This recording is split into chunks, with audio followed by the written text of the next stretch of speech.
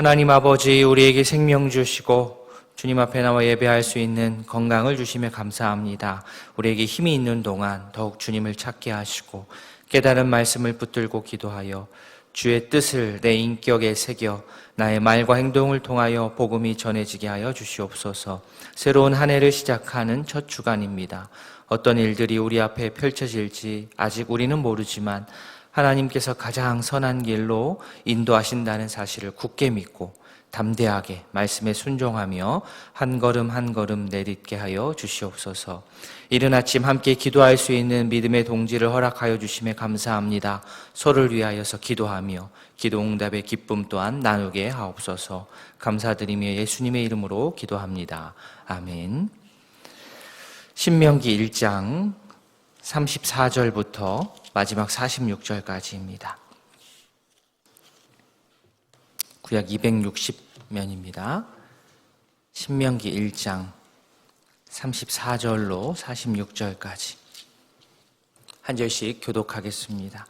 여호와께서 너희의 말소리를 들으시고 노하사 맹세하여 이르시되 이 악한 세대 사람 중인 내가 그들의 조상에게 주기로 맹세한 좋은 땅을 볼 자가 하나도 없으리라.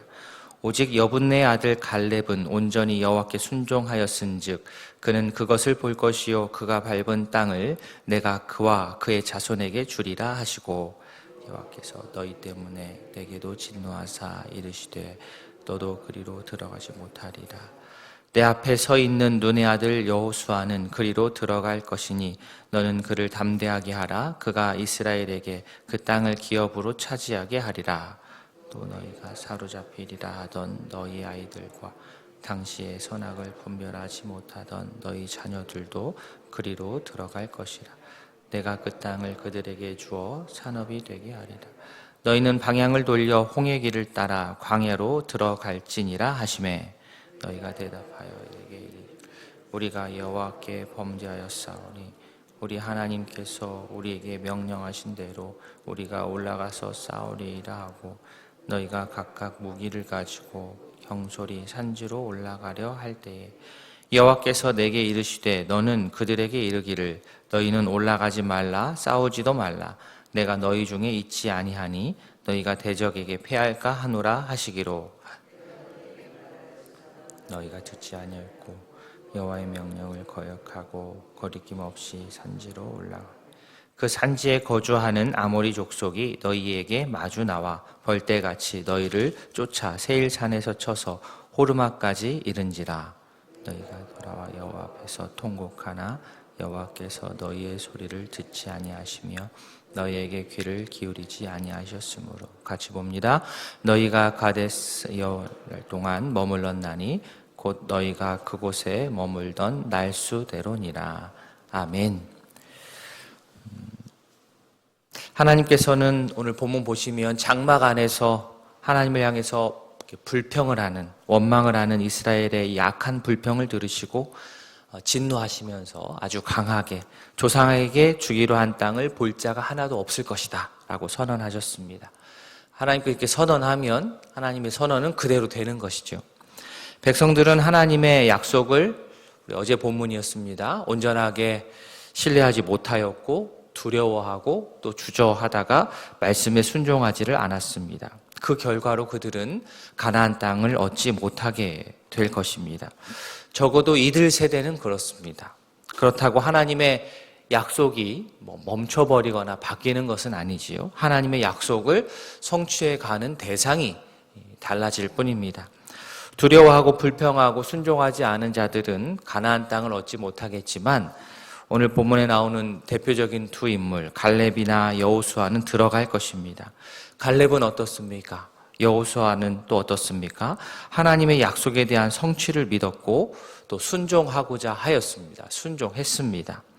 이런 그들에게 하나님께서는 36절에서 갈렙이 밟는 땅을 갈렙과 자손에게 주신다 이렇게 말씀하시고 38절에서는 여호수아가 이스라엘을 가나안 땅으로 백성들 인도하게 하겠다 이렇게 약속을 하십니다.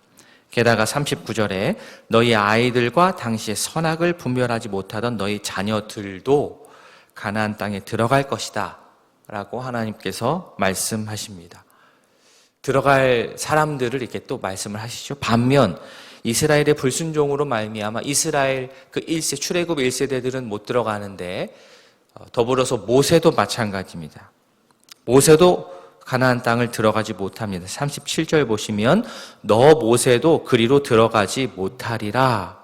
모세의 어떤 개인이 큰 잘못을 했다라기보다 37절에 너희 때문에 라고 나오는 것으로 보아서 이스라엘 백성의 이 원망하는 이 모습, 불순종하는 이 모습에 대한 어떤 연대 책임, 공동 책임으로 모세도 들어가지 못하게 되는 그런 모습입니다. 자, 두려워하여서 여호와 하나님의 말씀을 믿지 않고 끝까지 순종하지 않은 백성들에게 결국 하나님께서는 어떻게 말씀을 하십니까? 그러면 들어가지 말아라. 40절이죠. 발길을 그래서 돌려서 홍해로 가는 길을 따라서 광야로 다시 가라. 돌아가라. 순종하지 않으니까 하나님께서 그러면 홍해를 통하여서 다시 광야로 가라 라고 말씀을 하셨습니다. 그러면 적어도 이 말씀이라도 백성들이 들어야 되는 것 아닙니까? 싸우라는 명령도 아니지 않습니까? 그냥 돌아가라 이 말인데. 그런데 가나안으로 들어가라 라고 할 때는 안 가고서는 이제는 그들이 안 들어간다고 하니까 그러면 하나님께서는 백성들을 향해서 그러면 돌아가라 라고 했는데 또 돌아가라는 명령도 안 듣습니다. 41절 말씀 한번 다시 보겠습니다. 41절입니다. 너희가 대답하여 내게 이르기를 이제서야 그렇게 얘기하는 거예요. 우리가 여호와께 범죄하였사오니 우리 하나님께서 우리에게 명령하신 대로 우리가 올라가서 싸우리이라 하고 너희가 각각 무기를 가지고 경솔히 산지로 올라가려 할 때 우리가 여호와께 범죄하였사오니 적어도 그들이 뭔가 잘못했다는 것은 알긴 알았습니다. 어느 정도는 진실성이 있다라고 저는 생각합니다. 조금 늦은 후에이긴 합니다. 그러나 그들 자신이 정말로 진짜로 잘못했다고 생각을 한다면 정말 그렇게 생각하고 뉘우쳤다면 하나님의 말씀에 따라 그때그때마다 움직여야 되는 것 아닙니까? 앞에서 실수했다면 두 번째라도 광야로 가라면 돌아가야 되는 것 아닙니까? 그런데 그들은 이제야 하나님의 명령에 내가 좀 따라보겠습니다라고 무기를 들고 경솔하게 싸움을 향해서 싸우려고 나갔던 모습입니다. 이런 걸 우리가 청개구리 심보라고 하죠. 청개구리 심보. 얼핏 보면 이 부분만 보면 우리가 여호와께 범죄했습니다. 내가 하나님을 위해서 싸우겠습니다라고 막 나가는 이 모습만 딱 보면 되게 신앙이 좋고 순종하는 모습처럼 보이지만 그렇지 않습니다. 이런 행동은 매우 엉뚱한 순종이고 매우 자기중심적인, 굳이 이름을 붙이자면 이기적인 순종입니다. 잘 맞지 않는 두 단어이긴 합니다. 순종인데 이기적일 수가 있을까? 그런데 굳이 이름을 붙이자면 이기적인 순종입니다.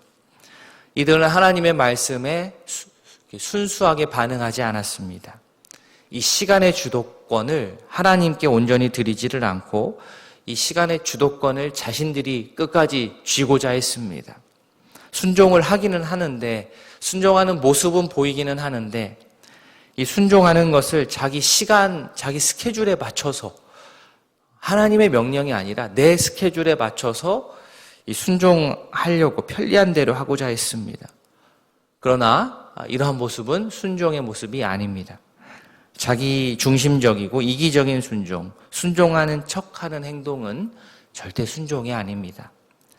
하나님께서 다시 한번 그렇게 하지 말아라, 돌아가라 라고 말씀을 이 모세를 통해서 백성들에게 전달하셨습니다. 너희는 올라가지 말라, 싸우지 말라. 그런데 백성들은 어떻게 합니까? 43절. 너희가 듣지 아니하고 여호와의 명령을 거역하고 거리낌 없이 산지로 올라갔습니다.